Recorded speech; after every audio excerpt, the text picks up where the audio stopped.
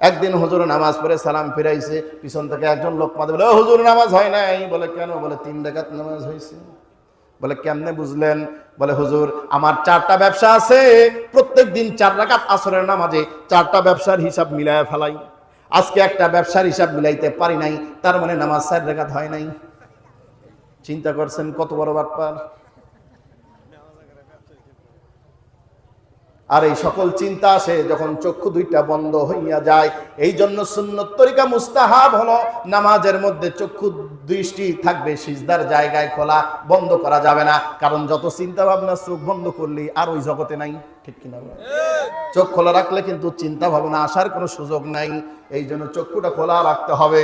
আর আমাদের নামাজে হাত বাঁধলেই আগেই চোখটা বন্ধ হয়ে যায়, আর শয়তান সাথে সাথেই ছো মেরে তাকে নিয়ে চলে যায় বাইরে। বলে কি করিস? খেলার মাঠে কখন যাব? হুজুর কেন নামাজ শেষ করে না? একটু যদি লম্বা কিরাত পরে পিছন থেকে মুরব্বিরা আছে না নাই? আমার মসজিদেই আছে। আমি যদি একটু ফজরে লম্বা কিরাত পড়ি, এক মুসল্লি এসে বলে, হুজুর এত লম্বা কিরাত দাঁড়াইতে পারেন, একটু ছোট করবেন। যদি ছোট করি, সভাপতি এসে কয়, হুজুর এত ছোট তিলাত একটু বড় তেলাওয়াত করবেন, মজা লাগে শুনতে। বলে আমি যাবো কই? আস্তে করলেও দোষ, খাটো করলেও দোষ, লম্বা করলেও দোষ। সমস্যা আছে না নাই? সব কথার শেষ কথা, খুশু খুশু তাকওয়া ওই আল্লাহর জন্য হওয়া লাগবে। নামাজটা ছোট হোক কিংবা বড় হোক, লম্বা হোক বা খাটো হোক, সন্তুষ্টি থাকতে হবে কার? আল্লাযীনা হুম ফি সালাতিহিম খাশিউন।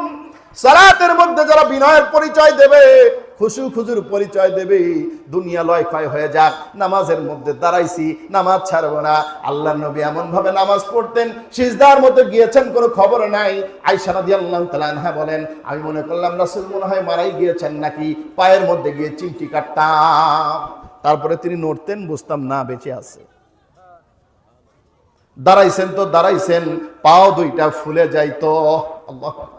রুকুর মধ্যে গিয়েছেন তো গিয়েছেন, এত লম্বা রুকু, সমস্ত রক্তগুলো চোখের মধ্যে এসে জমা হয়ে যেত।